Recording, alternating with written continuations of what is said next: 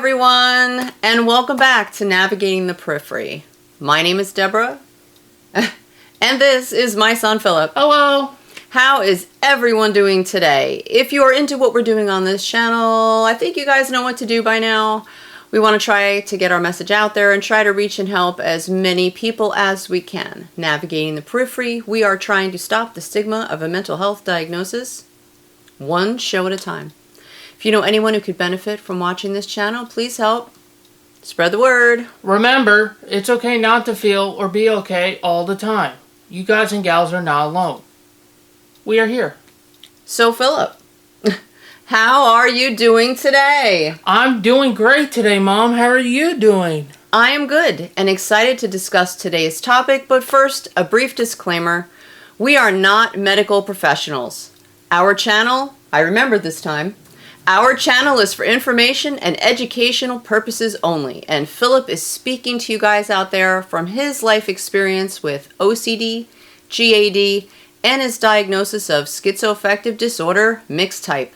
So please refer to our full disclaimer at the end of this video and every video that we put out. So Philip, take it away. Today, we are going to navigate the periphery of me not being able to read our teleprompter and the stress of going to an ophthalmologist to potentially find out why. And as you guys can see, I'm now wearing glasses. So this is an episode about my eye episode. I have shared with you guys in the past. I research all of our show topics, and then my mom writes it out in a script-like format for the episode. Due to cognitive issues as a result of my schizoaffective disorder, I cannot memorize everything I'm supposed to say. So the prompter helps keep me on track. So what I researched and what I am saying makes sense. Always a good thing. Well, in order to make sense, I need to see the prompter on my iPad. Now, you guys may be thinking, so what? Big deal, you're having difficulty seeing. So you go to the eye doctor and get glasses. But for someone with a complex mental illness and generalized anxiety, this can be very stressful. So today, we're going to briefly talk about surprising links between stress, anxiety, and the eyes. And also the fear of needing and wearing glasses. Stress can interfere with a multitude of things like your sleep, skin, and digestion. But did you also know it can affect your eyes? Your eyes undergo changes such as increased intraocular pressure, or IOP, when you're stressed or anxious, whether for a short time or on a regular basis. These changes are often temporary, but it's important to know how stress can affect your eyes. Definitely. Especially if you have glaucoma, which is a group of eye diseases that damage the optic nerve, which carries visual information from the eye to the brain. This damage can lead to vision loss, including blindness, or an ocular surface disease such as dry eye, which I'm sure you guys have seen the commercials for this condition in TV. Yes, on TV we see them all the time. The link between stress and the eyes is not fully understood, but here's what we know. When we feel stress, our body releases hormones called cortisol and adrenaline. These hormones prepare our bodies to respond to perceived threats. You might recognize this as the fight or flight reaction. Adrenaline, for example, causes our pupils to dilate so that we can more clearly see possible threats.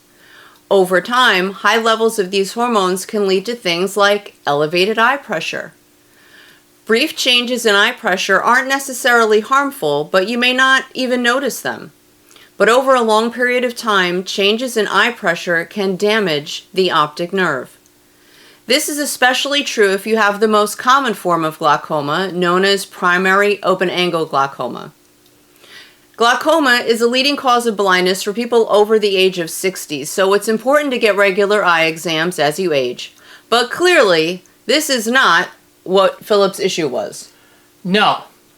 I just had some blurry vision and difficulty seeing faraway stuff. I also had some light sensitivity. When you're stressed or anxious, you might notice that bright lights hurt your eyes more than usual, or make it harder to see. This is known as photophobia. While it's often just caused by stress, light sensitivity can sometimes signal a more serious condition. Let your eye doctor know if you experience this on a regular basis. This is more of a mood thing for me due to my schizoaffective disorder, but I was still concerned. I also had eye twitching. Now, eye twitching, or when your eyelids spasm when you're stressed. Eye twitching is a fairly common reaction to stress that's made worse by caffeine and poor sleep. I'm sure we've all experienced this. The good news is that eye twitching is usually harmless and often goes away on its own. Now, stress can make objects and people appear slightly out of focus. People may notice that anxiety worsens their presbyopia, which is difficulty seeing objects close up. During extreme stress, such as a panic attack, hyperventilation can cause blurry vision due to an imbalance of oxygen and carbon dioxide in the body. Then there is eye strain. Though eye strain can have many causes, including prolonged screen time, it can also be brought on by stress and anxiety. Try the 20-20-20 rule to give your eyes a rest when you're reading or staring at the computer or phone. Set a timer for 20 minutes to remind you to shift your gaze to objects at least 20 feet away for 20 seconds or more. So it could have been from any of these things. And I was going to document my visit to the eye doctor as an on-location episode, but that gave me anxiety. Shocking. Yeah. Fear of going to the eye doctor is a real thing. If you feel anxious, nervous, or scared in anticipation of getting an eye exam, you're not alone. In addition to going to the eye doctor, which can be anxiety-provoking for some, many people also get squeamish when it comes to having their eyes examined. Read on to learn about how to deal with anxiety when going to the eye doctor and why it's vital to your vision that you go. Having anxiety can make life more challenging, and generalized anxiety can make it difficult to accomplish everyday tasks and face anything that is out of your usual routine. Even if you don't suffer from generalized anxiety disorder, you may have a genuine phobia of the eye doctor or having your eyes examined. There is an extreme condition known as ometophobia, which is the fear of anything to do with the eyes.